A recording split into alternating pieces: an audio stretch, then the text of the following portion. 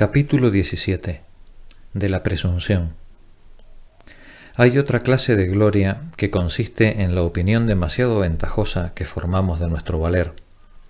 Es una afección inmoderada, merced a la cual nos idolatramos y que nos representa a nuestros propios ojos distinto de lo que realmente somos.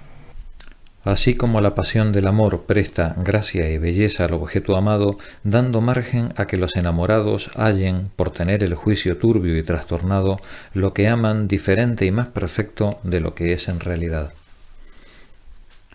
No quiero yo, sin embargo, que por temor de pecar por este lado, el hombre se desconozca, ni tampoco que piense valer menos de lo que vale. Debe el juicio en todo mantener sus derechos y está muy puesto en razón que examine en este caso, como en todos los demás, aquello que la verdad le muestra. Por eso vemos que César se puede considerar resueltamente como el primer capitán del mundo. No somos más que ceremonia. La ceremonia nos arrastra y prescindimos de la esencia de las cosas. Permanecemos en las ramas y abandonamos el tronco y el cuerpo del árbol. Hemos enseñado a las damas a enrojecer con solo oír nombrar lo que en modo alguno temen practicar. No osamos nombrar a derechas nuestros miembros, pero no tememos en emplearlos en toda suerte de concupiscencias. Los miramientos nos vedan el expresar por palabras las cosas lícitas y naturales, y acatamos los miramientos. La razón nos prohíbe la comisión de actos ilícitos, y nadie obedece a la razón. Y aquí me encuentro yo atascado y trabado por las leyes ceremoniosas que no consienten ni que se hable bien de sí mismo, ni tampoco que se hable mal. Por esta vez las dejaremos a un lado. Aquellos a quienes la fortuna, llámese buena o mala, hizo pasar la vida en alguna señalada posición social, pueden por sus acciones públicas dar testimonio de lo que son. Pero a los que vivieron envueltos en la multitud y de quienes nadie hablará si ellos mismos no hablan, debe excusárseles el atrevimiento de exteriorizarse en beneficio de los que tienen interés en conocerlos, como Lucy lo hizo. Se mostraba en sus memorias cual si hablara a un fidelísimo confidente, sin omitir jamás nada de lo bueno ni de lo malo que pudiera sucederle, con lo cual consiguió que toda su vida apareciera allí claramente expuesta como en unas tablas votivas. Esto nos decía Horacio de Lucilio, quien confió al papel sus ideas y sus actos, pintándose tal cual se creía ser. Ni Rutilio ni Iscauro fueron por ello menos creídos ni menos estimados, nos decía Tácito. Recuerdo, pues, que desde mi más tierna infancia advirtióse en mí, yo no sé qué porte y qué ademanes, testimonios de alguna vana y necia altivez. Entiendo que no es extraordinario ni raro el tener propensiones tan peculiares e incorpóreas en nosotros que carezcamos de medios para advertirlas y reconocerlas. Y de estas inclinaciones naturales el cuerpo retiene fácilmente algún resabio contra nuestra voluntad y sin que nosotros nos demos cuenta de ello. Una afectación que sentaba bien con su hermosura hacía inclinar a un lado la cabeza de Alejandro. Igual circunstancia convertía en blando y pastoso al hablar de Alcibíades. Julio César se rascaba la cabeza con un dedo, lo cual significaba el estado de un hombre cuyo espíritu está lleno de graves pensamientos, y creo que Cicerón acostumbraba a fruncir un poco la nariz, que es testimonio de un natural burlón. Todos estos movimientos pueden ganarnos imperceptiblemente. Hay otros artificiales, de que no hablo, como las salutaciones y reverencias, con los cuales alcanzamos, las más de las veces inmerecidamente, el honor de que se nos tenga por sencillos y corteses. Se puede ser sencillo aparentemente. Yo soy sobrado pródigo de bonatadas, principalmente en estío, y jamás se me dirige una sin que la devuelva, cualquiera que sea la calidad del que saluda, como no sean gentes que vivan a mis expensas. Desearía yo que algunos príncipes que conozco fueran más económicos y justos dispensadores de las mismas, pues así, sin discreciones esparcidas, se aminora su valor y no producen efecto. Entre los talantes desordenados no olvidemos la gravedad afectada del emperador Constancio, que en público tenía siempre la cabeza derecha, sin volverla ni inclinarla a ningún lado, ni siquiera para mirar a los que le saludaban o se encontraban junto a él. Mantenía el cuerpo plantado, inmóvil, sin dejarse llevar por el vaivén de su carruaje, ni osaba tampoco escupir, sonarse las narices ni limpiarse el sudor de la cara ante las gentes. Y no sé si los ademanes que en mí advertían eran como los de que hablé primero, o si dependían de alguna propensión oculta a la vanidad y altivez necias, como acaso fuera la verdad. Los movimientos del cuerpo no puedo yo justificarlos. Cuanto a los del alma, quiero aquí confesar lo que por virtud de ellos experimento. Hay en la presunción dos aspectos diferentes, a saber, el avalorarse demasiado y el no avalorar suficientemente a los demás. Por lo que toca al primero, paréceme que debo tener en cuenta estas consideraciones. Yo me siento avasallado por un error de alma, que me atormenta como injusto y más todavía como inoportuno. Procuro corregirlo, pero arrancarlo no puedo, y es que atenúo el equitativo valer de las cosas que poseo y los realzo a medida que me son extrañas, ausentes y ajenas. Tal disposición de espíritu va en mí muy lejos, de la propia suerte que la prerrogativa de autoridad hace que los maridos miren a sus mujeres con equivocado menosprecio y muchos padres a sus hijos, así me acontece a mí. Entre dos obras semejantes iré siempre contra la que me pertenece. Y la razón no es tanto que el deseo de corregir mi obra y perfeccionarla trastorne mi juicio y me imposibilite de toda satisfacción, como el considerar que en mí, por sí misma, la posesión engendra el desdén de aquello que tengo a mi albedrío. El régimen, costumbres y lenguas de países lejanos me encantan. Hecho de ver que el latín me engaña por lo majestuoso de su dignidad, algo más de lo que fuera justo, como a los niños y al vulgo, el gobierno, la casa y el caballo de mi vecino, aun cuando sean iguales, valen más que los míos, precisamente porque no lo son. La ignorancia mía es supina. Tanto más admiro la seguridad y aplomo que cada cual tiene en sí mismo, y encuentro que casi nada hay que yo crea saber, ni que tenga seguridad de hacer. Cuando me propongo llevar a cabo tal o cual labor, carezco de nociones exactas acerca de los medios de que podré echar mano para salir airoso, y de ellos no me informo sino cuando la tarea acabó, tan desconfiado de mis fuerzas como de todo lo demás. De donde resulta que si salgo con lucimiento de un trabajo, atribúyolo mejor a la buena fortuna que a mis propias fuerzas, tanto más cuanto que nunca formo designio previo, y adrede lo dejo al azar. Análogamente me sucede que de todas las opiniones que la antigüedad profesó del hombre en general, las que abrazo de mejor gana y a que me sujeto más, son las que nos menosprecian, envilecen y rebajan en mayor grado. Jamás la filosofía me parece tan razonable como cuando combate y reconoce nuestra presunción y vanidad, cuando de buena fe confiesa la irresolución, debilidad e ignorancia humanas.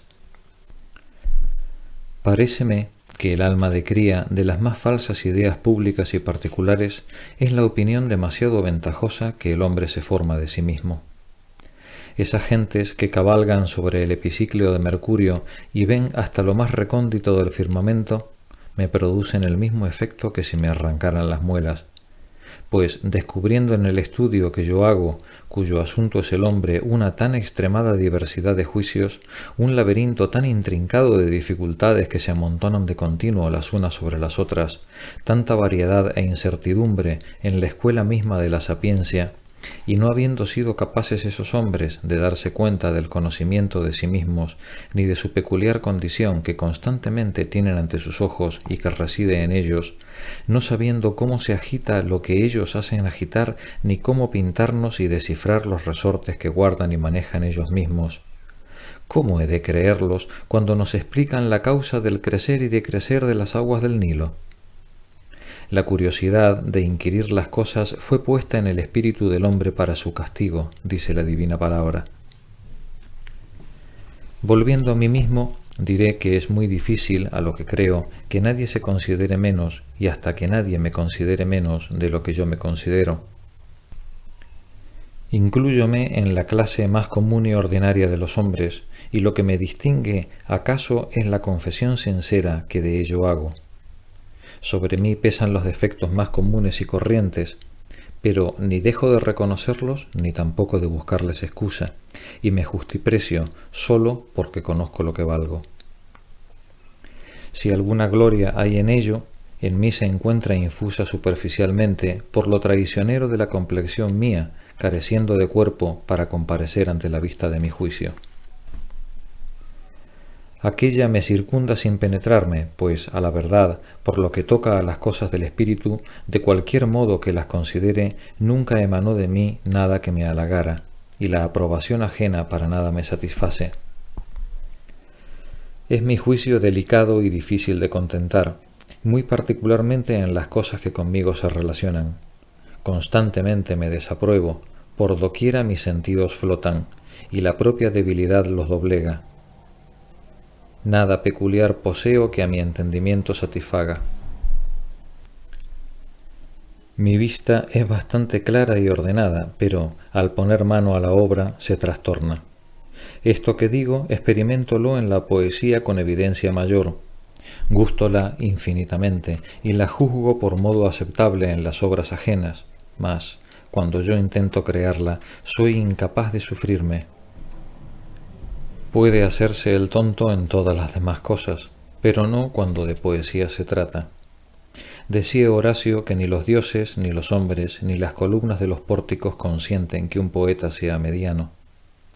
Pluguiera a Dios que esta sentencia se encontrara al frente de las oficinas, todas de nuestros impresores, para impedir la entrada en ellas a tantos versificadores güeros.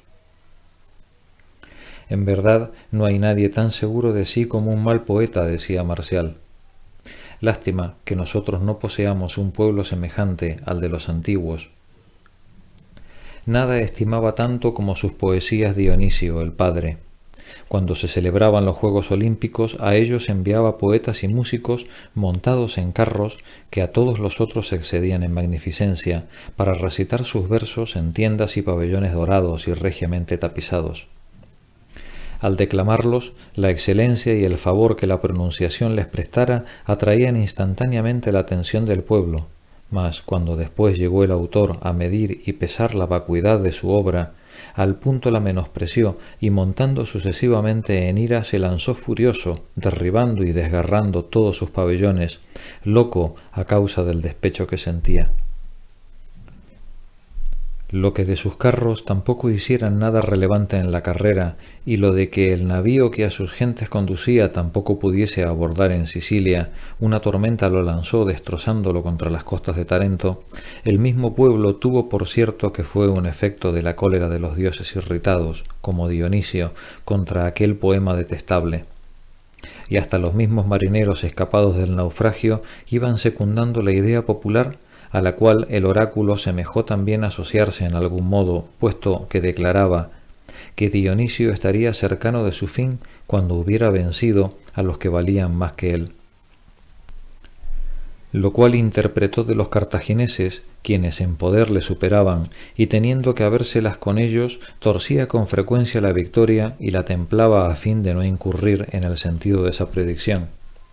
Pero engañábase, pues el dios señalaba la época de las ventajas que por injusticia y favor ganara en Atenas sobre los poetas trágicos superiores a él, al hacer representar la suya intitulada Las Lenianas. Repentinamente murió después de esta victoria, siendo en buena parte la causa el exceso de alegría que experimentara. Lo que en mí reconozco excusable no lo es porque de suyo ni verdaderamente lo sea, sino comparado con otras cosas peores a las cuales veo que se otorga crédito. Yo envidio la dicha de los que saben regocijarse y gloriarse con su propia obra, por ser este un medio fácil de procurarse placer, en atención a que se alcanza de sí mismo, principalmente habiendo alguna firmeza en la obstinación. Sé de un poeta a quien bajo y fuerte, solo y acompañado, cielo y tierra, gritan que ignora lo que trae entre manos, mas no por ello rebaja un ápice de la medida que se tomó. Constantemente de nuevo comienza, de nuevo se consulta y persiste en su idea con fuerza igual a los improperios que oye y con igual rudeza, la cual a él solo incumbe mantener. Tan lejos están mis obras de sonreírme que cuantas veces en ellas pongo mano, otras tantas me despecho. Cuando vuelvo a leer mis escritos me avergüenzo de haberlos compuesto, porque aun yo mismo, que soy el autor, creo que debieran suprimirse, decía Ovidio. Guardo siempre en el alma una idea y cierta imagen indecisa que me presentan como en sueños una forma mejor que la trabajada, mas no la puedo coger ni elaborar, y aun esa idea misma es de categoría mediana. Lo que con esto quiero significar es que las producciones de aquellas almas grandes y ricas de los pasados siglos sobrepujan en grado inmenso el extremo límite de mi fantasía y de mi deseo. No solamente sus escritos me satisfacen y me llenan, sino que también me pasman, dejándome de admiración transido. Juzgo su belleza y la veo, si no hasta el fin, al menos tan adentro que me es imposible aspirar a ella. Sea cual fuere el escrito que yo emprenda, debe a las gracias un sacrificio previo, como Plutarco dice de Genócrates, para alcanzar así su favor. Cuanto nos complace y contribuye a dulcificar la vida del hombre, todo se lo debemos a las gracias. Constantemente me abandonan y en mí todo es grosero. Fáltame belleza y gentileza, soy incapaz de procurar a las cosas su mayor valor. Mi manera nada ayuda a la materia, por lo cual me precisa sólida, fácil de asir y que luzca por sí misma. Cuando las que manejo son más regocijadas y vulgares, es mi intento el que me sigan por no gustar de una prudencia triste y ceremoniosa como acostumbra el mundo, y para alegrarme y no por regocijar mi estilo, el cual más bien les apetece severas y graves. Si es que puedo nombrar estilo al hablar informe y sin reglas, a la jerga popular y al proceder sin definición, división ni conclusión, confuso, a la manera del que empleaban a Mafanio y Ravirio. Yo no acierto a gustar, regocijar ni cosquillar. El mejor cuento del mundo se agosta entre mis manos y se deslustra. No sé hablar distintamente, sino es cuando con seriedad me expreso, y me encuentro del todo desprovisto de esa facilidad que en algunos de mis compañeros veo, la cual consiste en hablar al primero que le sale al paso, teniendo pendientes a una concurrencia entera, o en divertir sin cansarse el oído de un príncipe, instruyéndolo de toda suerte de asuntos. La materia jamás les falta, merced a la gracia que poseen de saber utilizar la primera que encuentran a la mano, acomodándola al humor y alcance de aquellos a quienes hablan. Los soberanos apenas gustan de los discursos sólidos y yo soy inhábil para forjar historias. Las razones primeras y más fáciles, que comúnmente son aquellas de las cuales mejor nos apoderamos, no acierto a emplearlas. Cual predicador de aldea, sea cual fuere la cosa de que se trate, tocante a ello digo las cosas más lejanas que conozco. Considera Cicerón que en los tratados de filosofía es la parte más difícil el exordio. Si así es en realidad, yo me lanzo a las conclusiones prudentemente. Precisa saber aflojar la cuerda en toda suerte de tonos, y el más agudo es con frecuencia el menos necesario. Hay por lo menos tanta perfección en levantar una cosa vacía como en sostener una pesada. Ya precisa superficialmente manejarlas, otras veces profundizarlas. Sé de sobra que casi todos los hombres se mantienen en este bajo nivel porque conciben aquellas por esta primera apariencia. Pero sé también que a los más grandes maestros, Jenofonte y Platón, por ejemplo, a veces se los ve descender a este bajo medio popular de decir y tratar las cosas, sustentándolas con gracias que jamás les faltan. Por lo demás, mi lenguaje nada tiene de fácil ni pulido, es rudo y desdeñoso, y sus formas son libres y desordenadas. Pláceme así, si no por raciocinio, por inclinación. Pero bien advierto que a veces me dejo llevar con exceso, y en fuerza de huir el arte y la afectación, recaigo en otros inconvenientes no menos graves. Me esfuerzo por ser conciso y caigo en la oscuridad, decía Horacio. Dice Platón que ni lo conciso ni lo amplio son propiedades que procuran o quitan valor al lenguaje. Aun cuando yo me propusiera ese otro estilo igual, ordenado y unido, no acertaría a lograrlo.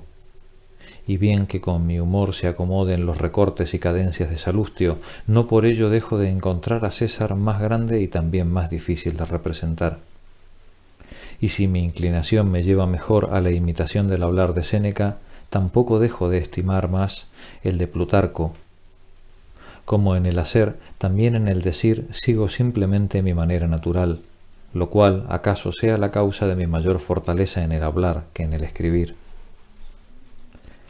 El movimiento y la acción ayudan a las palabras, sobre todo en aquellos que como yo se agitan bruscamente acalorándose. El porte, el semblante, la voz, el vestido y la situación pueden comunicar algún valor a las cosas que por sí mismas de él carecen, como la charla. Mesala se queja en Tácito de algunos trajes muy ceñidos en su tiempo usados y de la forma de los bancos en que los oradores hablaban, los cuales debilitaban la elocuencia. Mi lenguaje francés está adulterado lo mismo en la pronunciación que en otros respectos por la barbarie de mi terruño. Nunca vi hombre nacido y educado en las regiones de por acá que con evidencia cabal no denunciara su charloteo y que no lastimara los puros oídos franceses. Y sin embargo, no es porque yo sea muy competente en mi perigordano, pues tanto como el alemán lo desconozco y no me apena. Es este un dialecto lánguido, como los que en torno de mi vivienda se hablan a uno y otro lado, el poatevino, el santongués, angumosino, lemosín y albernés, disgregado y suelto. Por cima de nosotros hacia las montañas hay un gascón que me parece singularmente hermoso, seco, conciso, significativo. Lenguaje en verdad varonil y militar, cual ninguno que yo entienda, tan nervioso, poderoso y pertinente como es el francés agraciado, delicado y rico. En cuanto al latín, que como lengua maternal se me suministró, perdí por falta de costumbre la prontitud para poder servirme de él en el hablar y también en el escribir. Y antaño, por mi idoneidad, me llamaban maestro en ella. Ved, pues, cuán poco valgo por este lado. Es la belleza cualidad de recomendación primordial en el comercio de los humanos y el primer medio de conciliación entre unos y otros. Ningún hombre, por montaraz y bárbaro que sea, deja de sentirse en algún modo herido por su dulzura. Tiene el cuerpo una parte principalísima en nuestro ser y en él ocupa un rango señalado por donde su estructura y composición merecen justamente considerarse. Los que quieren desprender nuestros dos componentes principales y secuestrar el uno del otro yerran grandemente. Precisa, por el contrario, reacoplarlos y juntarlos. Es menester ordenar al alma, no el echarla a un lado. Satisfacerse aparte, menospreciar y abandonar el cuerpo, tampoco sería capaz de realizarlo si no es sirviéndose de cualquier contrahecho remedio, sino aliarse con él, abrazarle, acariciarle, asistirle, fiscalizarle, aconsejarle, enderezarle, llevándole al buen camino cuando se extravía, casarse con él, en suma, de suerte que de marido le sirva, para que de este modo los efectos no parezcan diversos y contrarios, sino concordantes y uniformes. Los cristianos tienen particular instrucción de este enlace, pues saben que la justicia divina comprende esta sociedad y juntura del cuerpo y del alma hasta procurarle capacidad para las eternas recompensas. E informados están también de que Dios mira las obras de todo el hombre, deseando que en su totalidad reciba el castigo o el premio según sus méritos o deméritos. La secta peripatética, que es de todas la más sociable, atribuye a la sabiduría el cuidado exclusivo de proveer y procurar en común el bien de esas dos partes asociadas. Y las demás sectas, por no haberse suficientemente sujetado a la consideración de la mezcla, muestran su parcialidad abiertamente, una para con el cuerpo y otra para con el alma, cayendo siempre en error semejante. Echaron a un lado el objeto, que es el hombre, y su guía, que generalmente confiesan ser naturaleza. La distinción primera que haya existido entre las criaturas y la consideración primera que procuró la preeminencia de unas sobre otras es verosímil que fue debida a las ventajas de la belleza. Dividieron y repartieron las tierras según la belleza, la fuerza y el ingenio de cada cual. La hermosura del rostro valía mucho e imperaba la fuerza, nos decía Lucrecio en 5.109. Mi estatura está algo por debajo de la mediana. Este defecto no es solamente feo, sino incómodo, principalmente a los que tienen mando o ejercen cargos, pues la autoridad que procura la presencia hermosa y la corporal majestad les faltan. Mario no acogía de buena gana a los soldados que no medían 6 pies de altura.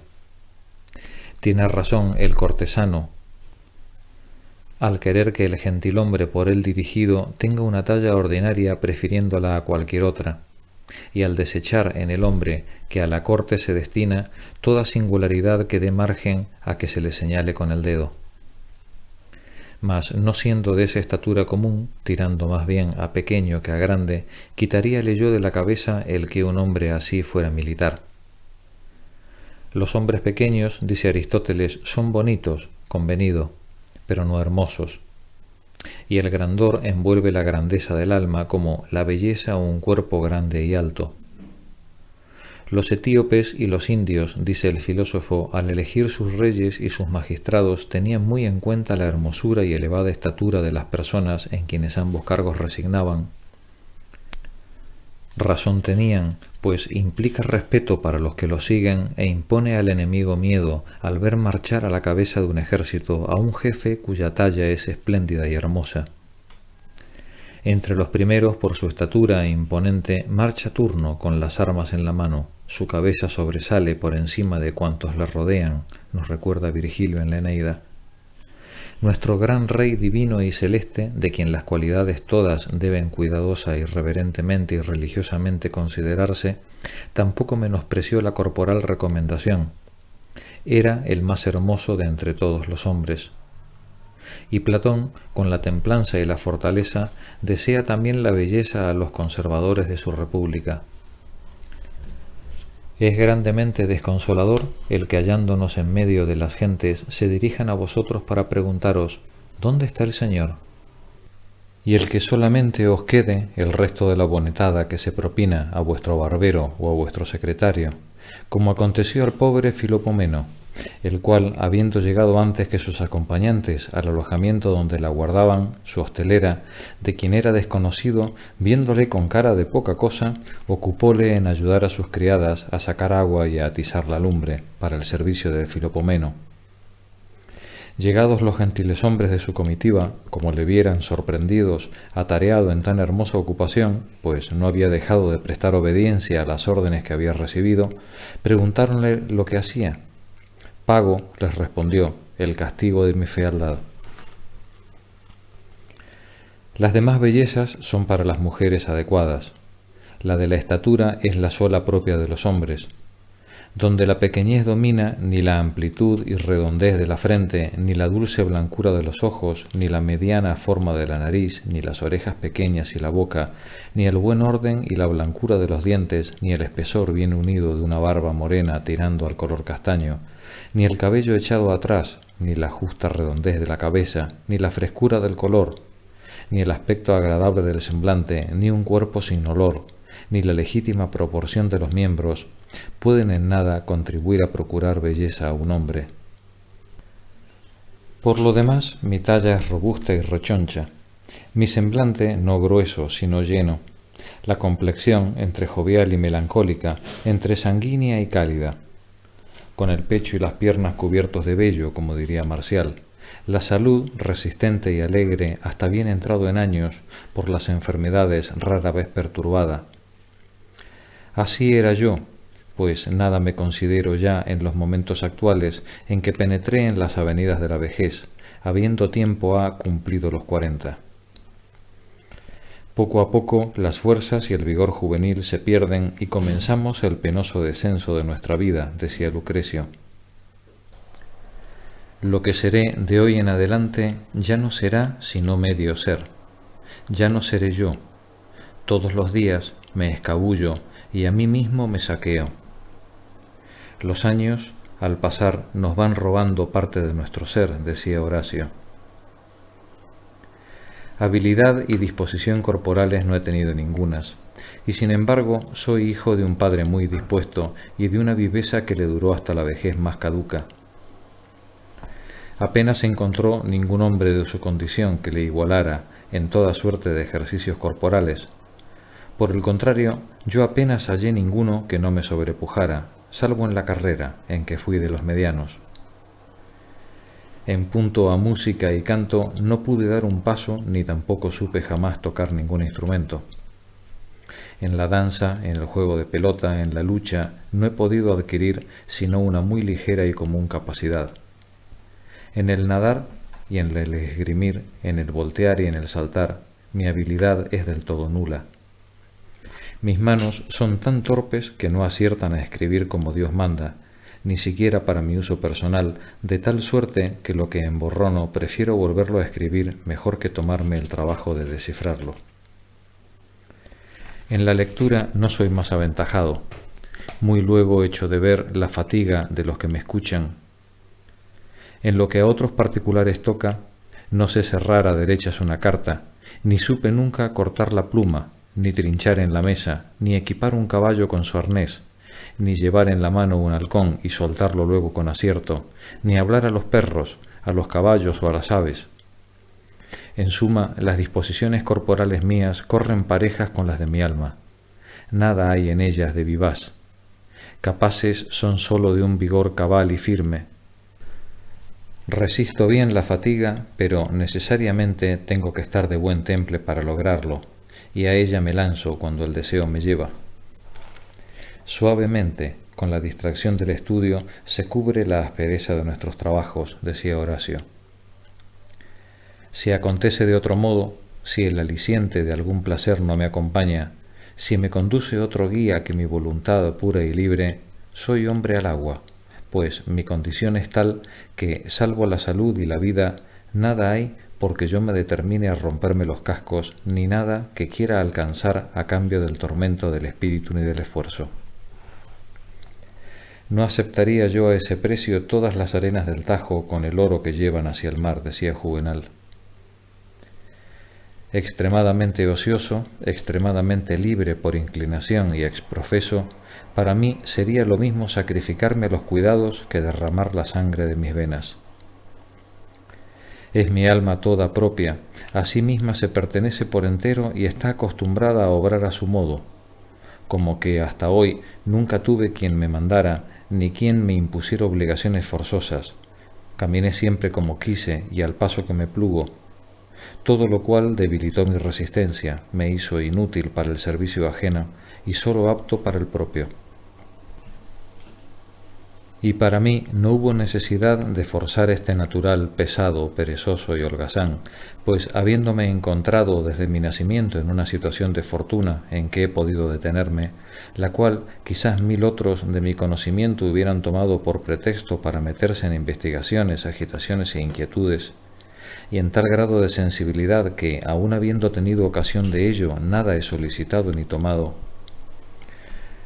No van impulsadas nuestras velas por el favorable aquilón, ni tampoco las combate el lustro adverso. Por nuestras fuerzas, ingenio, figura, virtud, condición y fortuna, somos de los últimos entre los primeros, mas de los primeros entre los últimos, decía Horacio. Yo no he tenido necesidad sino de la capacidad de contentarme a mí mismo, la cual es, sin embargo, bien considerada, igualmente difícil en cualquier condición, y generalmente vemos que se encuentra todavía más fácilmente en la escasez que en la abundancia.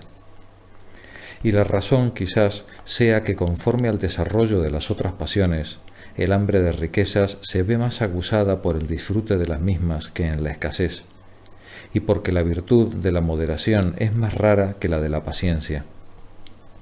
Yo no he tenido necesidad distinta a la de gozar dulcemente de los bienes que Dios por su liberalidad puso entre mis manos. Ni he gustado ninguna suerte de trabajo ingrato.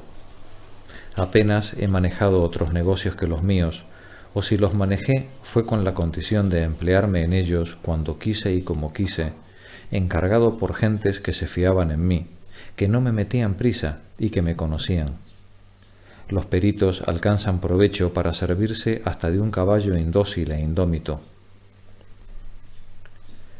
Mi misma infancia fue gobernada de una manera blanda y libre, exenta de toda sujeción rigurosa, todo lo cual me formó de una complexión delicada e incapaz de cuidados, a tal extremo que yo gusto de que se oculten mis pérdidas y los desórdenes que me incumben.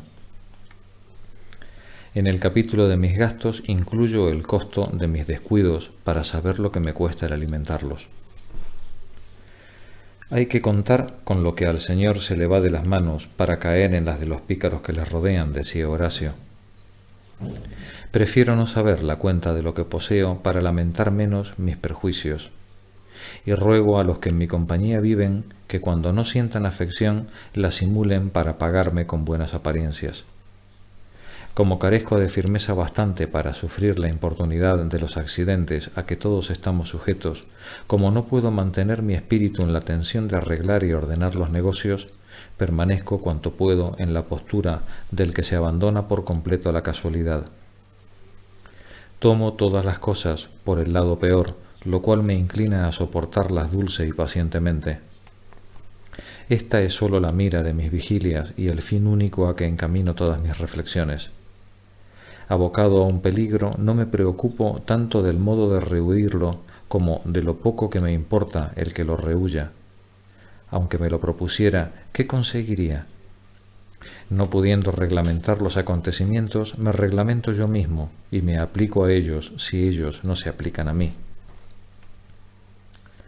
Carezco de arte para torcer lo imprevisto o para escaparlo o forzarlo, como también para acomodar y conducir con prudencia las cosas a mi modo de ser. Menor aún es mi facilidad para soportar el cuidado rudo y penoso que para esto es necesario.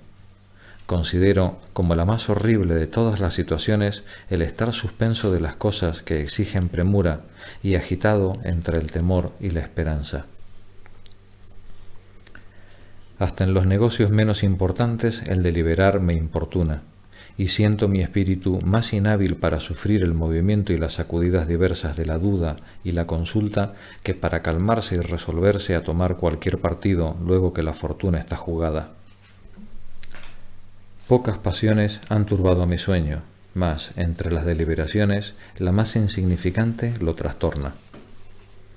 De igual suerte que en los caminos evito de buen grado los lugares que son pendientes y resbaladizos y me lanzo en lo más trillado, en lo más fangoso, en lo menos resistente, donde no pueda hallar ya mayores obstáculos y me vea precisado a buscar seguridad, así gusto de los males absolutamente puros, de los que no me afanan, ya pasada la incertidumbre de que la calma vuelva, de los que del primer envite me lanzan derecho al dolor.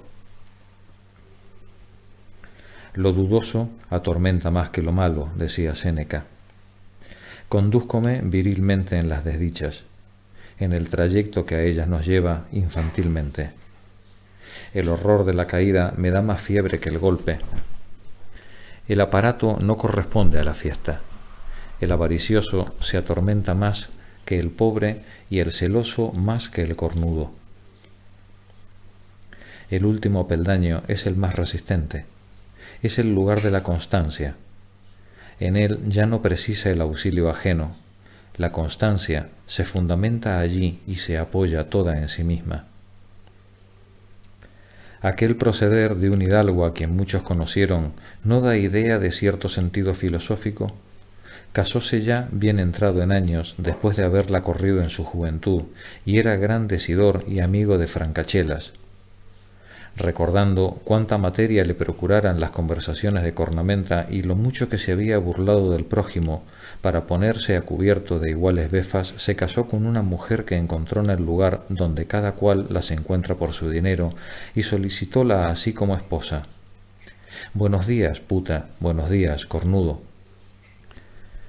Realizado el enlace, de nada habló más a gusto y sin ningún género de ambagues a los que le frecuentaban que del designio que realizara, por donde sujetaba las ocultas habladurías y hacía que se embotaran los dados epigramáticos que se le dirigían.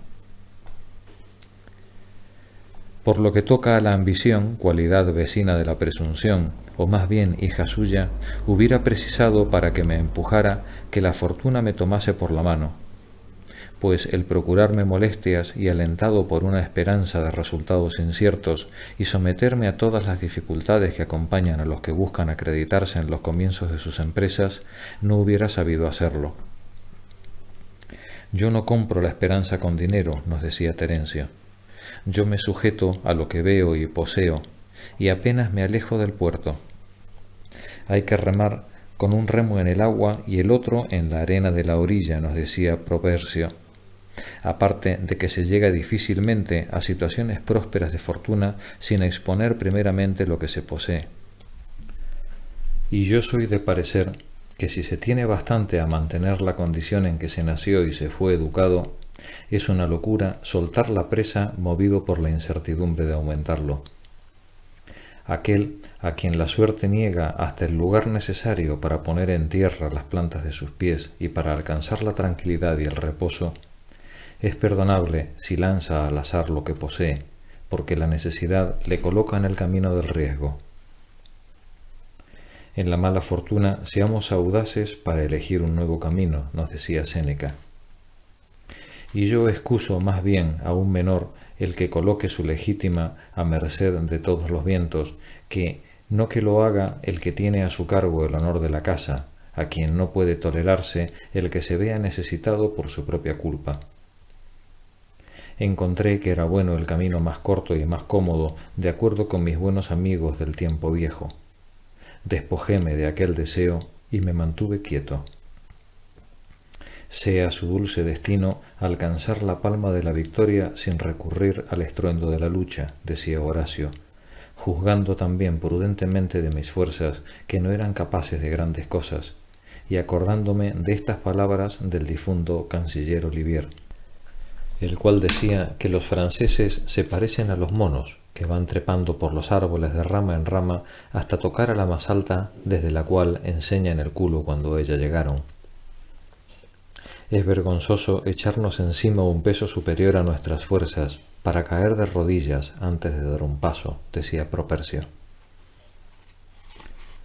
Las cualidades mismas que poseo y que no son censurables, reconozco que son inútiles en el siglo en que vivimos. La dulzura de mis costumbres hubiérasela calificado de flojedad y debilidad. La conciencia y la fe hubiéranse considerado como escrupulosas y supersticiosas. La franqueza y libertad como importunas, temerarias e inconsideradas. Sin embargo, para algo sirve la depravación. Bueno es nacer en una época de perversión, pues, comparado con el prójimo, es uno considerado como varón virtuoso a poca costa. Quien en nuestros días no es más que parricida y sacrílego, júzgase como hombre de bien y de honor. En nuestro tiempo, si un amigo no os niega el depósito que le confiasteis, si os devuelve la vieja bolsa con las monedas cubiertas de herrumbre, hay que proclamar su rasgo admirable de honradez, inscribirlo en mármoles y bronces e inmolar una oveja en celebración de tan glorioso suceso, decía Juvenal. Y ningún tiempo ni lugar hubo jamás en que mejor se premiaran la bondad y la justicia de los príncipes. El primero a quien se le ocurra conquistar el favor y el crédito por ese camino me engañaría mucho si fácilmente no lleva la delantera a sus compañeros. La fuerza y la violencia pueden algo sin duda, pero no lo pueden siempre todo. A los comerciantes, jueces de aldea y artesanos, vémosles marchar a la par con la nobleza en valor y ciencia militar.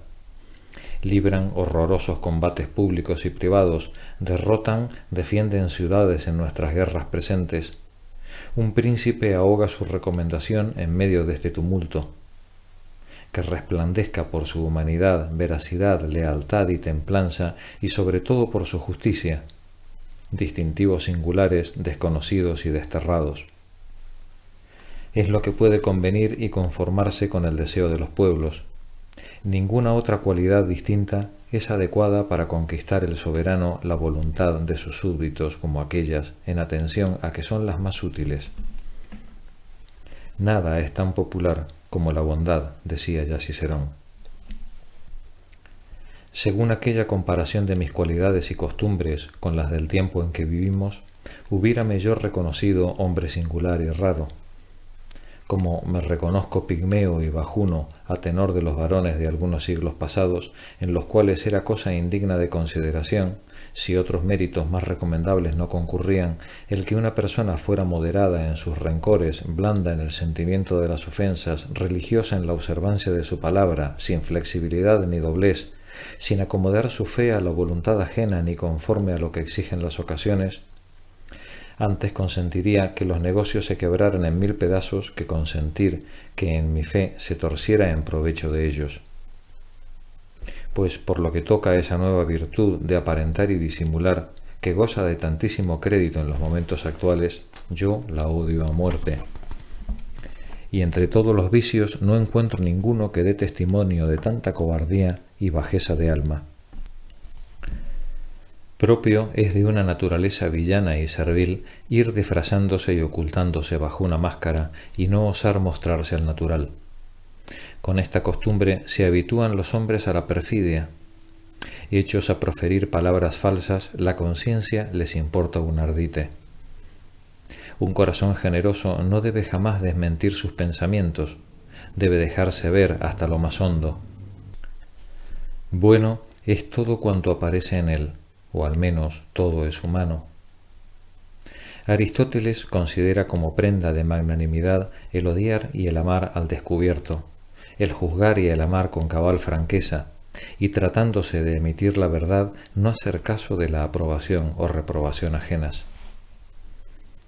Decía Apolonio que el mentir era oficio de los siervos, y de los hombres libres el decir la verdad. Esta es la primera y la más fundamental de las virtudes. Es necesario amarla por ella misma. Quien dice verdad por obligarle a ello razones ajenas, o porque el decirla le es útil y no teme decir mentira cuando con ella a nadie perjudica, no es hombre suficientemente verídico. Mi alma, por complexión interna, rechaza la mentira y detesta hasta el pensar en ella. Yo siento una vergüenza recóndita y un vivo remordimiento si alguna vez un embuste se me escapa. Como a veces me acontece por sorprenderme y agitarme las ocasiones para ello impremeditadamente. No precisa constantemente decirlo todo, pues esto sería torpeza, pero lo que se dice es preciso que se diga tal y como se piensa. Obrar de otro modo es maldad. Yo no sé qué ventaja esperan los mentirosos al fingir y mostrarse sin cesar distintos de lo que son, si no es la de no ser creídos ni aun en el instante mismo en que dicen la verdad. Esta conducta puede engañar una vez o dos a los hombres, pero mantenerse exprofeso, constantemente embosado, como hicieron algunos de nuestros príncipes, que arrojarían la camisa al fuego si fuera partícipe de sus intenciones verdaderas, las cuales son palabras del viejo Metelo macedónico, y hacer público que quien no sabe fingir no sabe reinar, máxima favorita de Luis XI, es advertir de antemano a los que frecuentan de que no irán nunca sino trapazas y embustes. Cuanto más grandes son la habilidad y la destreza de un hombre, es mayor el odio y la sospecha que le siguen al perder su nombradía de probidad, decía Cicerón. Simplicidad solemne sería dejarse llevar por el rostro ni por las palabras de quien hace profesión de ser siempre diferente por fuera que por dentro, como acostumbraba Tiberio. No sé qué parte pueden tener esas gentes en el comercio humano al no exteriorizar nada que pueda considerarse como cierto. Quien es desleal para con la verdad, lo es también para con la mentira. Aquellos que en nuestro tiempo consideraron y sostuvieron que el deber del príncipe no se extendía más allá de sus propias ventajas personales, las cuales antepusieron al cuidado de su fe y conciencia, hablarían con algún viso de razón al soberano cuyos negocios él acaso hubiera llevado a fundamentarse para siempre con faltar una sola vez a su palabra, pero las cosas no acontecen así. Con semejante proceder se da pronto el batacazo. Un príncipe concierta más de una paz y más de un tratado durante el transcurso de su existencia.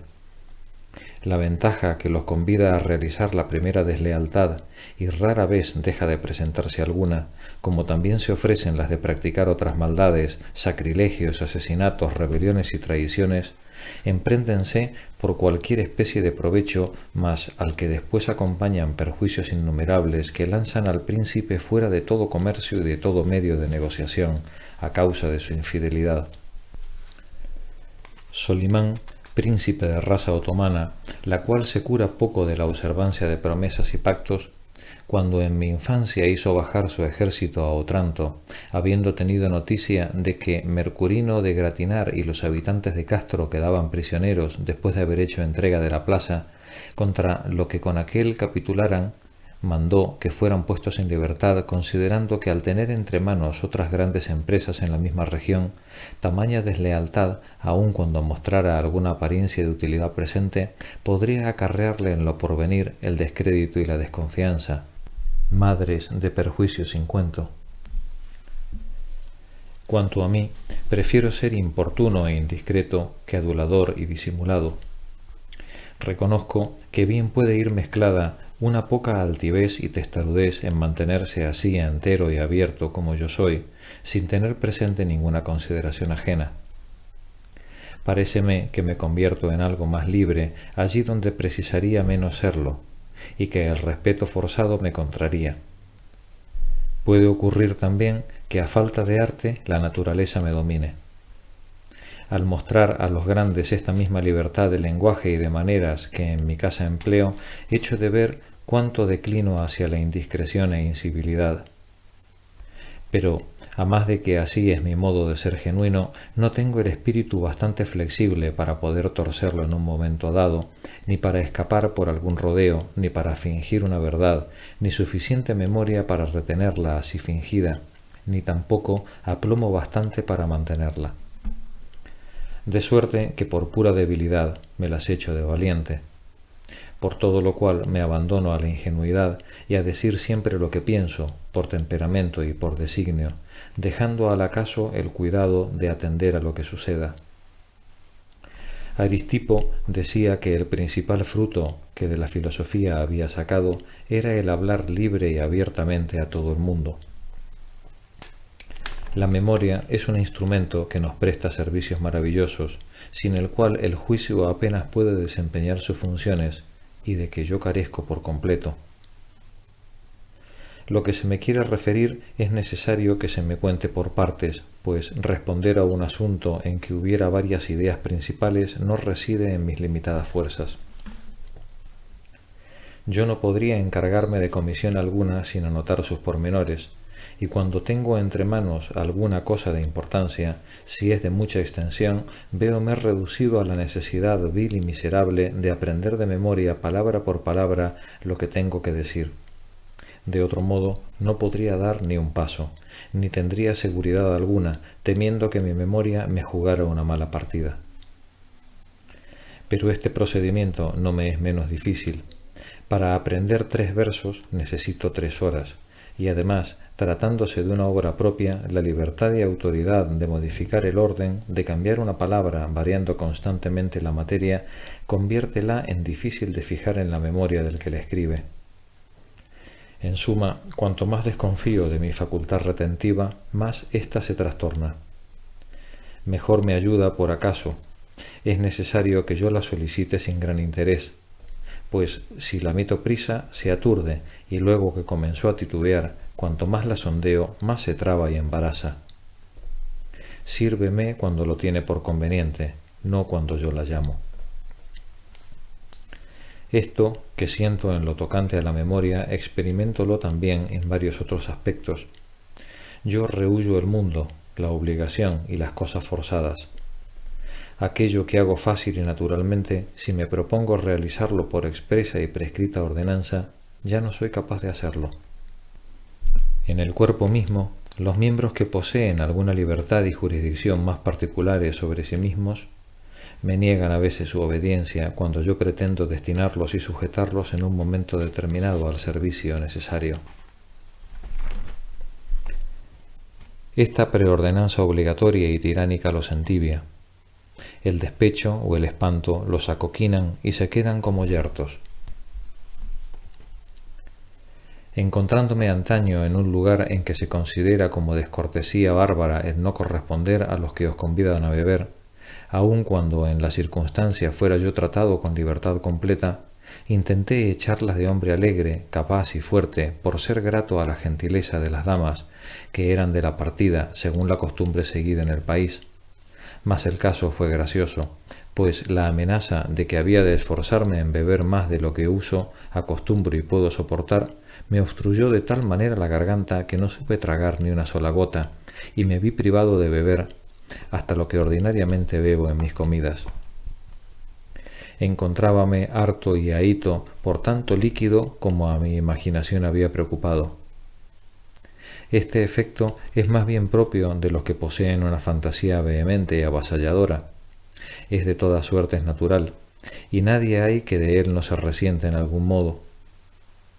Ofrecíase a un excelente arquero condenado a muerte salvarle la vida si consentía en dar alguna prueba notable de su habilidad en el arte que ejercía, y se opuso a intentarla, temiendo que la extremada contención de su voluntad hiciera temblar su mano y que en lugar de libertarse de la muerte perdiera la reputación que había adquirido como famoso tirador.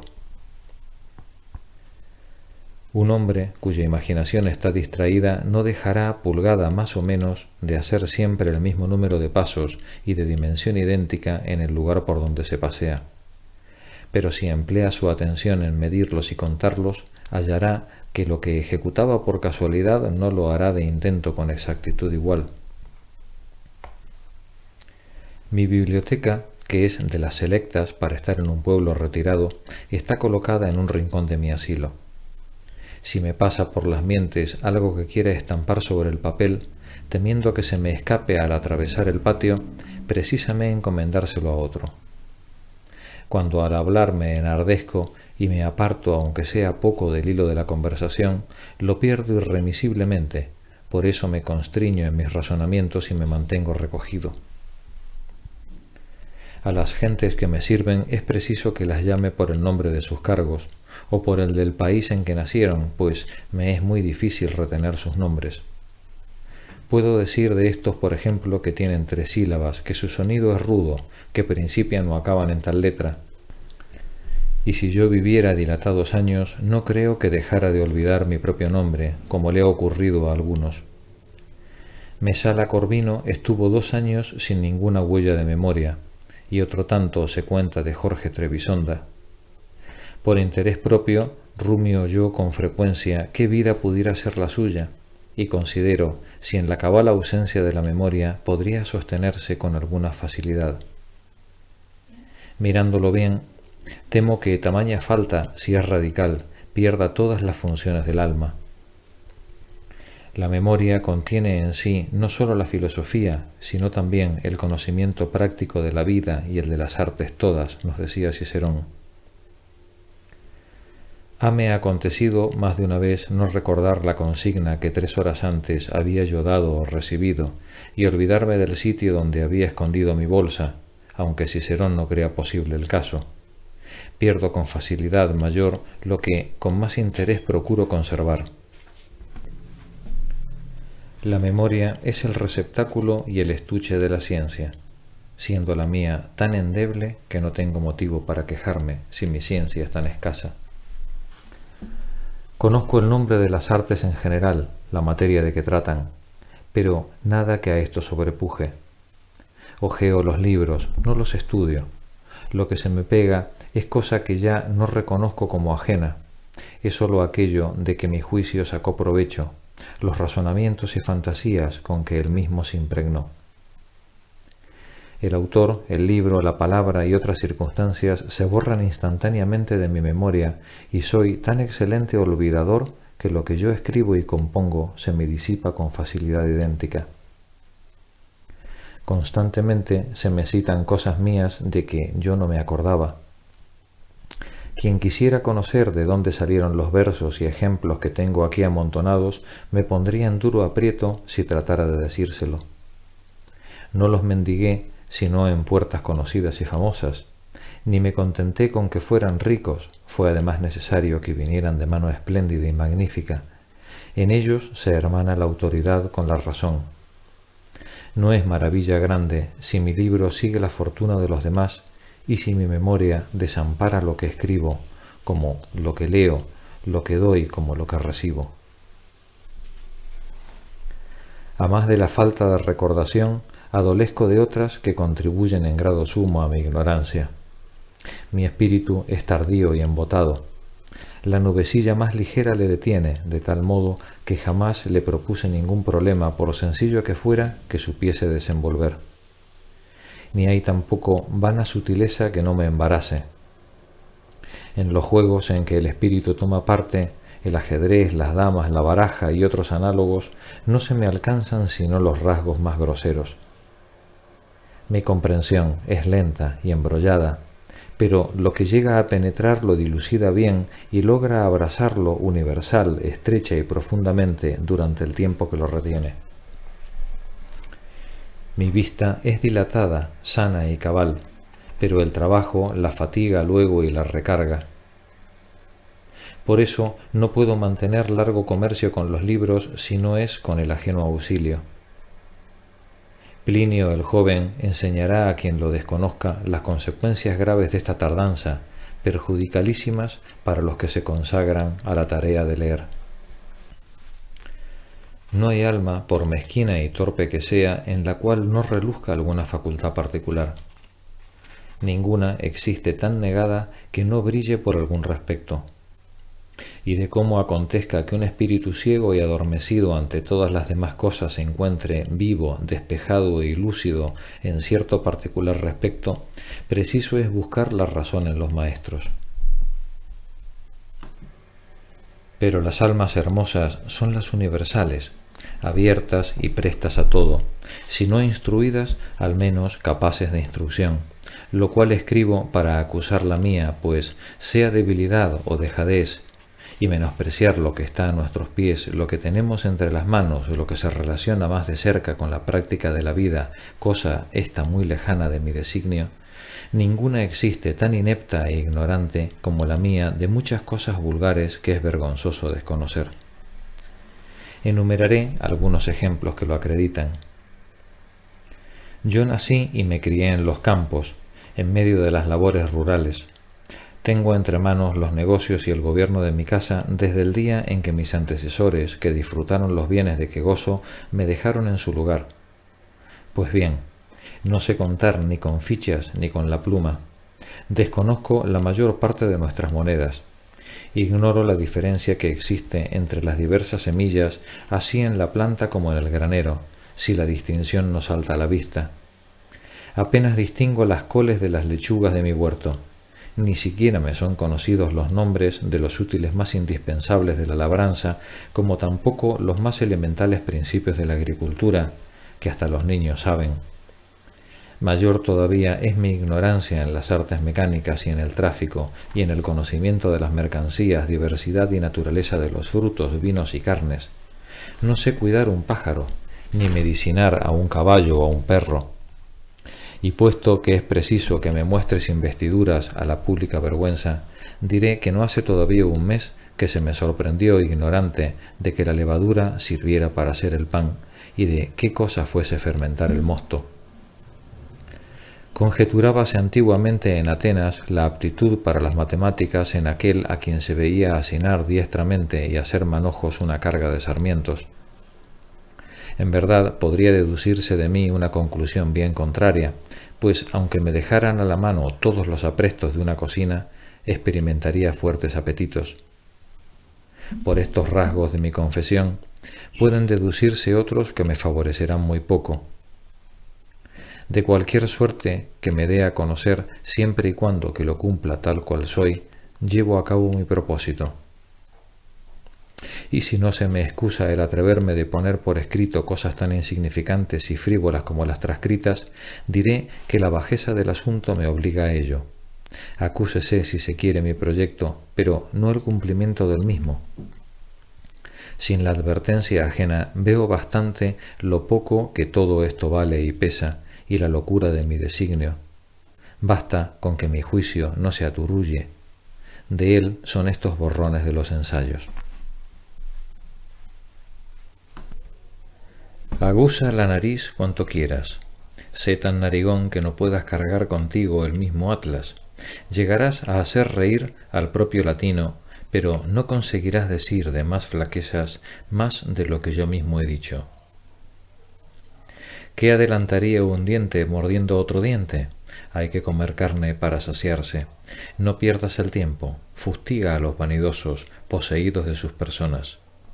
En cuanto a mí, sé de sobra que todo es pura farándula. Marcial, Epigramas, 13, 2, 1. No estoy obligado a callar las torpezas con tal de que no me engañe al conocerlas. Incurrir en ellas a sabiendas es en mí cosa tan ordinaria que apenas si ejecuto otra labor. Casi nunca incurro en falta de una manera fortuita. No vale la pena el achacar a lo temerario de mi complexión las acciones inhábiles, puesto que yo no puedo librarme de atribuirles ordinariamente las viciosas. Un día vi en Bar-le-Duc que para honrar la memoria de Renato, rey de Sicilia, presentaban a Francisco II un retrato que el primero había hecho de sí mismo. ¿Por qué no iba a ser lícito pintarse a cada cual con la pluma como aquél lo hizo con el lápiz? No quiero, pues, olvidar tampoco una cicatriz harto inadecuada a mostrar en público, la irresolución, que es un defecto perjudicialísimo en la negociación de los asuntos del mundo. En las empresas dudosas no soy capaz de tomar un partido. El corazón no me dice ni sí ni no, decía Petrarca. Sé sostener una opinión, pero no elegirla, porque en las cosas humanas, a cualquier bando que uno se incline, presentándose numerosas apariencias que nos confirman en ellas, el filósofo Crisipo decía que no deseaba aprender de Zenón y Cleante sus maestros, sino simplemente los dogmas, y que cuanto a las pruebas y razones en sí mismo hallaría bastantes. Sea cual fuere el lado hacia el que me vuelva, provéome siempre de causas y verosimilitudes para mantenerme. Así que detengo dentro de mí la duda y la libertad de escoger hasta que la ocasión no me obliga, y entonces, a confesar la verdad, lanzo la más de las veces la pluma al viento, como comúnmente se dice, y me echo en brazos del acaso. La inclinación y las circunstancias más ligeras influyen sobre mí y salen victoriosas. Cuando el espíritu está en la duda, muy poco esfuerzo basta para impulsarle en las más opuestas direcciones, nos decía Terencio. La incertidumbre de mi juicio se encuentra tan en el fiel de la balanza en la mayor parte de los sucesos que me acaecen, que encomendaría de buena gana su decisión al juego de los dados. Y advierto, considerando con ello nuestra humana debilidad, los ejemplos que la historia sagrada misma nos ha dejado de la costumbre de encomendar a la suerte o al azar la determinación en el elegir las cosas dudosas. La suerte cupo a Matías, nos decía la Biblia. La razón del hombre es una peligrosa cuchilla de doble filo. Aun en la mano misma de Sócrates, su más íntimo y familiar amigo, ved cuántos extremos tiene ese báculo. De suerte que yo no soy apto sino para seguir, y me dejo fácilmente llevar hacia la multitud. No confío suficientemente en mis fuerzas para intentar dirigir ni guiar. Me considero como muy a gusto viendo mis pasos trazados por los demás. Si precisa correr la aventura de una elección incierta, prefiero que sea bajo las órdenes de alguien que esté más seguro de sus opiniones y las adopte, más de lo que yo adopto y tengo seguridad en las mías, de las cuales encuentro el plan y fundamentos resbaladizos. Y sin embargo, yo no soy ningún veleta, tanto menos cuanto que advierto en las opiniones contrarias una debilidad semejante. La costumbre de prestar asentimiento parece engendrar muchos errores y peligros, nos recordaba Cicerón. Principalmente en los negocios políticos hay abierto amplio campo a toda modificación y controversia. Como cuando se consigue que la balanza esté en el fiel, que ni un brazo descienda ni el otro se levante, decía Tibulo. Los discursos de Maquiavelo, por ejemplo, eran bastante sólidos por el asunto. Sin embargo, ha habido facilidad grande para combatirlos, y los que lo han hecho no han dejado facilidad menor para combatir los propios. Sea cual fuere el argumento que se siente, nunca faltarán otros con que hacer objeciones, dúplices, réplicas, tríplices, cuádruples, como tampoco la intrincada contextura de los debates jurídicos que nuestro eterno cuestionar ha dilatado tanto que va pesando ya poco en favor de los procesos. Somos derrotados, pero causando poco daño al enemigo, decía Horacio, puesto que las razones apenas tienen otro fundamento que la experiencia, y la diversidad de los acontecimientos humanos nos presenta ejemplos infinitos en número que revisten toda suerte de formas. Un personaje docto de nuestra época dice que donde nuestros almanaques anuncian el calor, cualquiera podría poner el frío. En lugar de tiempo seco, húmedo, y colocar siempre de contrario de lo que pronostican. De tener que apostar por la llegada de una u otra modificación atmosférica, añadía que no pondría reparo en el partido que se inclinara, salvo en lo que no puede haber incertidumbre, como en prometer para Navidad calores o fríos rigurosos hacia San Juan. Lo mismo opino yo de nuestros razonamientos políticos. Cualquiera que sea el rango en que se os coloque, estáis en tan buen camino como vuestro compañero, con tal de que no vayáis a chocar contra los principios que a ciegas son evidentes, por lo cual, a mi ver, en los públicos negocios no hay gobierno, por detestable que sea, siempre que haya tenido vida y duración, que no aventaje al cambio y a la variación. Nuestras costumbres están extremadamente corrompidas y se inclinan de una manera admirable hacia el empeoramiento. Entre nuestras leyes y costumbres hay muchas bárbaras y monstruosas. Sin embargo, a causa de la dificultad que supone el colocarnos en mejor estado y del peligro del derrumbamiento, si yo pudiera plantar una cuña en nuestra rueda y detenerla en el punto en que se encuentra, lo haría de buena gana.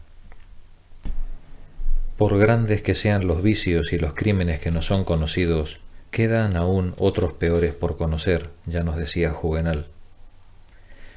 Lo peor que yo veo en nuestro estado es la inestabilidad, y el que nuestras leyes y nuestros trajes no pueden adoptar ninguna forma definitiva.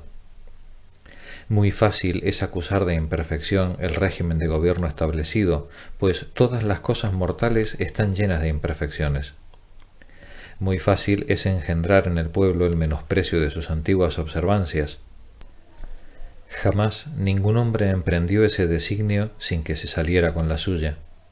Pero restablecer una situación más ventajosa en el lugar de la que se echó por tierra ha consumido sin resultado las fuerzas de muchos que lo intentaron.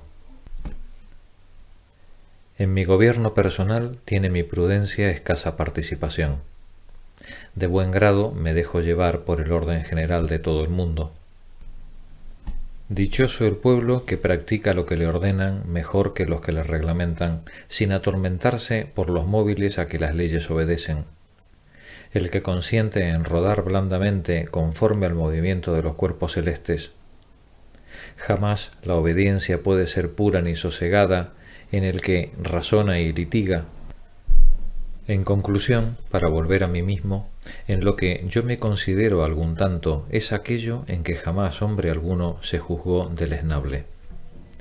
Mi recomendación es vulgar, común, y está al alcance del pueblo, porque ¿quién se curó nunca de estar falto de sentido? Sería esta una proposición que implicaría contradicción con ella misma. Es una enfermedad que no reside nunca donde se ve. Es bien tenaz y resistente, a pesar de lo cual el primer vislumbre de la vista del enfermo la disipa, como la mirada del sol una niebla opaca.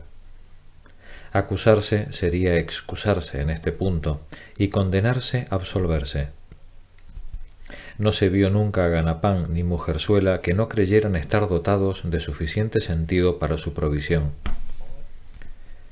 Reconocemos fácilmente en los demás la superioridad en el valor, en la fuerza corporal, en la experiencia, en la disposición, en la belleza. Pero la superioridad del juicio a nadie se la concedemos. Y las razones que emanan del simple discurso natural del prójimo parécenos que no dependió sino de no mirar hacia ese lado el que nosotros dejáramos de encontrarlas. La ciencia, el estilo y otras prendas semejantes que vemos en las obras ajenas fácilmente penetramos si sobrepujan aquellas de que nosotros somos capaces. Mas, en las simples producciones del entendimiento, cada cual cree que de él solo depende el poseer las análogas. Difícilmente se echa de ver el peso y la dificultad si no es a una extrema e incomparable distancia. Quien penetra bien a las claras la grandeza del juicio de los demás, lo alcanzaría y llevaría a él el propio. Así que es el mío un ejercicio del cual debo esperar escasa recomendación y alabanza. Además, ¿para quién se escribe? Los sabios, a quienes toca de cerca la jurisdicción de los libros, no conceden el premio sino a la doctrina, ni aprueban otro ejercicio de nuestros espíritus que el de la erudición y el arte. Si confundisteis los escipiones el uno con el otro, ¿qué diréis ya que valga la pena? Según ellos, quien desconoce a Aristóteles se ignora al propio tiempo a sí mismo. Las almas comunes y vulgares no aciertan a ver la delicadeza ni la profundidad de un discurso elevado o sutil. Esas dos especies son las que llenan el mundo. La tercera, en la cual creéis estar incluidos y a la que pertenecen los espíritus normalizados y fuertes por sí mismos, es tan rara que carece de nombre y categoría entre nosotros. Aspirar a esbozarse en obtener un beneplácito es malbaratar la mitad del tiempo. Dícese comúnmente que la más justa repartición que la naturaleza haya hecho de sus dones es la del juicio, pues nadie hay que no se conforme con el que le tocó en la distribución. ¿No constituye esta circunstancia una razón fundamental? Quien viera más allá del suyo vería más lejos de lo que su vista alcanza. Yo creo que mis ideas son buenas y sanas, mas ¿quién no juzga lo propio de las suyas? Una de las mejores pruebas que para entenderlo así me asiste es la poca estima que hago de mí mismo, pues de no haber estado bien aseguradas habríanse fácilmente dejado engañar por la afección que me profeso, singular como quien conduce casi todas las cosas a sí mismo y apenas las esparce fuera de él. Cuanto los demás distribuyen a una multitud infinita de amigos y conocidos en pro de su gloria y grandeza, aplícolo yo al reposo de mi espíritu y a mi persona. Aquello que toma otra ruta es porque no depende de modo cabal de la jurisdicción de mi raciocinio. Vivir y gozar de buena salud, esta es para mí la ciencia, decía Lucrecio. Ahora bien, yo reconozco que mis ideas son atrevidas en extremo y constantes en condenar mi insuficiencia. Asunto es este en el cual ejerzo mi raciocinio tanto como en cualquiera otro. El mundo mira siempre frente a frente. Yo repliego mi vista hacia adentro y allí la fijo y la distraigo. Todos miran delante de sí, yo dentro de mí. Con nada tengo que ver. Me considero constantemente, me fiscalizo y experimento.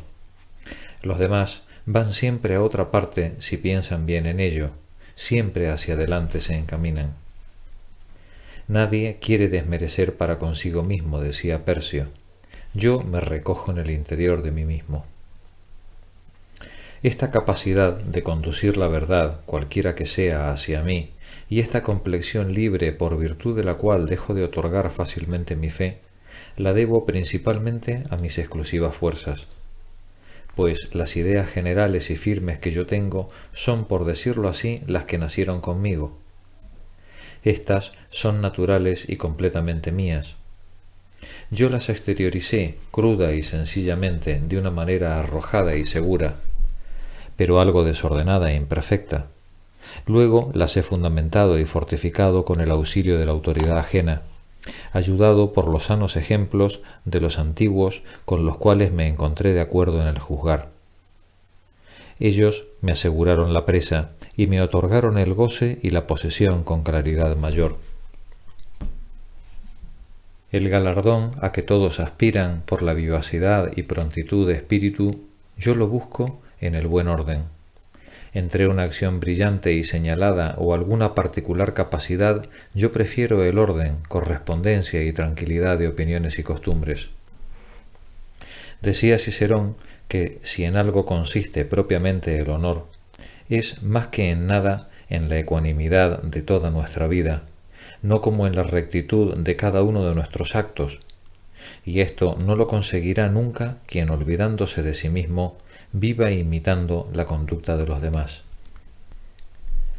He aquí, pues, señalado el punto hasta donde me reconozco culpable en lo tocante al vicio de presunción. Cuanto al otro de que hablé, que consiste en no considerar suficientemente a los demás, no sé si podré excusarme con facilidad igual, pues, por cuesta arriba que se me haga, delibero consignar siempre la verdad.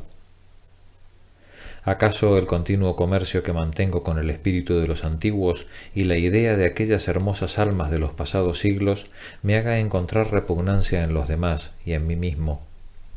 O también puede ser la causa lo que en realidad acontece, que vivimos en un tiempo que no produce sino cosas bien mediocres, de tal suerte que yo no conozco nada que sea digno de grande admiración. Tampoco tengo tan estrecha relación como precisa para juzgar de los claros varones que existen, y aquellos a quienes mi condición me une más ordinariamente son por lo común gentes que cuidan poco de la cultura del alma, de las cuales no se reclama otra beatitud que la hidalguía ni otra perfección distinta del valor. Lo que de hermoso veo en los demás lo alabo y justiprecio bien de mi grado. A veces hasta realzo lo que sobre ellos pienso y me permito mentir hasta este punto, pues soy incapaz de inventar nada ficticio. Elogio a mis amigos en lo que de alabanza son dignos, y un palmo de valer los convierto de buena gana en palmo y medio, pero prestarles méritos de que carecen no puedo, ni tampoco defenderlos abiertamente de las imperfecciones que los acompañan. Hasta a mis enemigos concedo equitativamente aquello a que su honor es acreedor. Mi afección se modifica, mi criterio no, y nunca confundo mi querella con otras circunstancias que le son ajenas. Tan celoso soy de la libertad de mi juicio que difícilmente la puedo echar a un lado, sea cual fuere la pasión que me domine. Mayor es la injuria que al mentir me infiero que la que podría inferir a la persona de quien mintiera. Los persas tenían la costumbre laudable y generosa de hablar de sus enemigos, a quienes hacían guerra sin cuartel, de una manera digna y equitativa, adecuada al mérito de su virtud. Conozco bastantes hombres a quienes adornan algunas prendas dignas de alabanza. Quien tiene un espíritu lúcido, quien un corazón generoso, quien está dotado de habilidad, otro de conciencia sana, en otro es el lenguaje lo más estimable, en alguno el dominio de una ciencia y en otros el de otra. Mas, hombre grande en todo, que posea juntas tan hermosas prendas o una en tal grado de excelencia que merezca admirársele y comparársele con los que del tiempo pasado honramos, la fortuna no me ha hecho ver ninguno. El más grande que haya conocido a lo vivo habla de las prendas naturales que le adornaban, el mejor nacido fue Esteban de la Boétie. Era éste, a no dudarlo, un alma cabal, que mostraba un semblante hermoso invariablemente, un alma a la vieja usanza que hubiera realizado grandes empresas si el destino lo hubiese consentido, permitiéndole adicionar a su rico natural el aditamento de la ciencia y el estudio. Yo no sé cómo acontece, pero acontece sin duda que en los que se consagran a las letras y a los cargos que de los libros dependen, se encuentra tanta vanidad y debilidad de entendimiento como en cualquiera otra suerte de gentes. Quizás sea la causa porque se exige y espera más de ello y porque ¿No se les excusan los defectos comunes a todo el mundo? ¿O acaso, porque la conciencia del propio saber les comunica arrojo mayor para producirse y descubrirse demasiado hacia adelante, por donde, denunciándose, se pierden? Del propio modo que un artífice pone en evidencia mayor su torpeza cuando tiene entre manos una materia rica si la acomoda y maneja neciamente contra las reglas de su arte que al trabajar en un objeto ínfimo, y por lo mismo que se afean más los defectos de una estatua de oro que los de una de yeso, así sucede a los escritores cuando tratan de cosas que por sí mismas y en su lugar serían buenas. Mas, sirviéndose de ellas sin discreción, honran la memoria a expensas del entendimiento y enaltecen a Cicerón, a Galeno, a Ulpiano y a San Jerónimo para ponerse ellos en ridículo. Vuelvo de nuevo y de buen grado a hablar de la inutilidad de nuestra educación. Tiene ésta por fin el hacernos no cuerdos y buenos, sino enseñarnos cosas inútiles, y lo consigue. No nos enseña a seguir ni a abrazar la virtud y la prudencia, sino que imprime en nosotros la derivación y etimología de esas ideas. Sabemos declinar la palabra virtud si no acertamos a amarla. Si no conocemos lo que es la prudencia por efecto y experiencia, tenemos de ello noticia por terminología y de una manera mnemotécnica.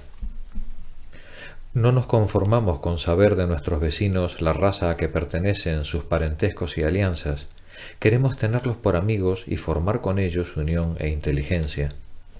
Sin embargo, la educación nos enseñó las definiciones, divisiones y particiones de la virtud como los sobrenombres y ramas de una genealogía, sin cuidar para nada de fijar entre ella y nosotros ninguna familiaridad ni parentesco. La enseñanza eligió para nuestro aprendizaje no los libros cuyas ideas son más sanas y verdaderas, sino los que hablan mejor griego y latín, y entre las mejores sentencias nos ingirió en el espíritu los más vanos humores de la antigüedad.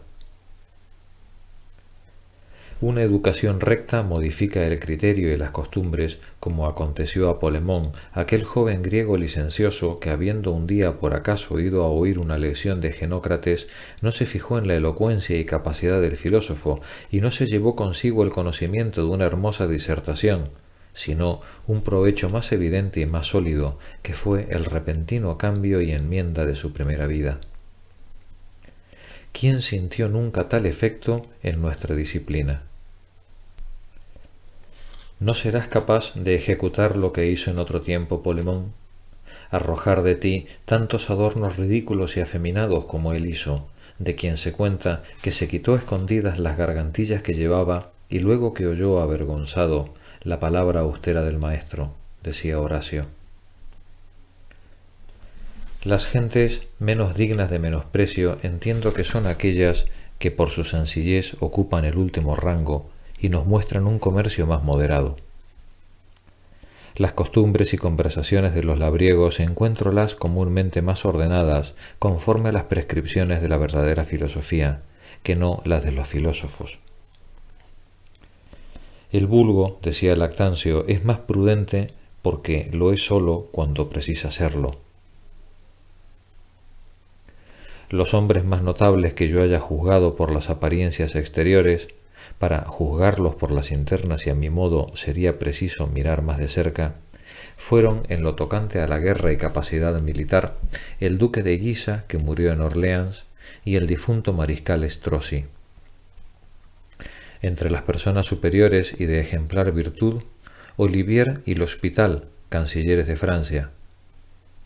Paréceme también que la poesía ha gozado de buen renombre en nuestro siglo. Hemos tenido numerosas y buenos artífices en ese arte, entre otros Aurat, Basset, Buchanan, l'Hospital, Mondor y Tourneur.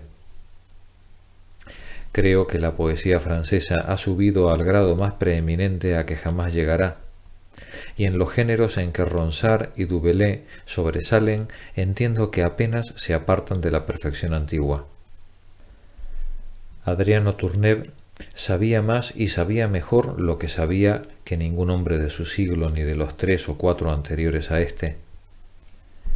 Las vidas del duque de Alba, que murió poco ha, y del condestable de Montmorency llenas de nobleza estuvieron y guardan varias singulares semejanzas en sus respectivas fortunas, mas la hermosura y la gloria de la muerte del segundo a la vista de París y de su rey, para servicio de éste y de la patria contra sus conciudadanos, a la cabeza de un ejército victorioso por su propio esfuerzo en su vejez extrema, paréceme digna de ser colocada entre los acontecimientos notables de mi tiempo, como asimismo la bondad constante, dulzura de costumbres y benignidad de conciencia del señor de Lannoy, en medio de una injusticia de partidos armados, escuela verdadera de traición, inhumanidad y bandidaje, donde siempre se mostró gran hombre de guerra de experiencia consumada. He experimentado placer sumo haciendo públicas en circunstancias diversas las esperanzas que me inspira María de Gournay-Layard, mi hija adoptiva, a quien profeso afección más que paternal, envuelta en mi soledad y retiro como una de las mejores prendas de mi propio ser. Nadie más que ella existe para mí en el mundo. Si la adolescencia puede presagiar los destinos del porvenir, esta alma será algún día capaz de las cosas más hermosas, y entre otras de la perfección de esta santísima amistad en la cual su sexo no tiene participación alguna. La sinceridad y solidez de sus costumbres alcanzan ya la perfección. Su afección hacia mí en nada puede aumentarse, es cabal y entera, y nada que desear deja, sino es que el temor que mi fin la inspira por la avanzada edad de 55 años en que me ha conocido la trabajara menos cruelmente. El juicio que formó de los primeros ensayos, siendo mujer y viviendo en este siglo, tan joven y por propia iniciativa, la vehemencia famosa con que me profesó afección y el largo tiempo que deseó mi trato por virtud de la sola estima que hacia mí le inclinara, son otras tantas particularidades muy dignas de tenerse en cuenta. Las demás virtudes son harto frecuentes en los tiempos en que vivimos, pero el valor se hizo común a causa de nuestras guerras civiles. En este particular hay entre nosotros almas fuertes, rayanas en la perfección, y en número tan grande que el escogerlas sería imposible. He aquí cuanto hasta el presente he conocido por lo que toca a la grandeza extraordinaria y no común.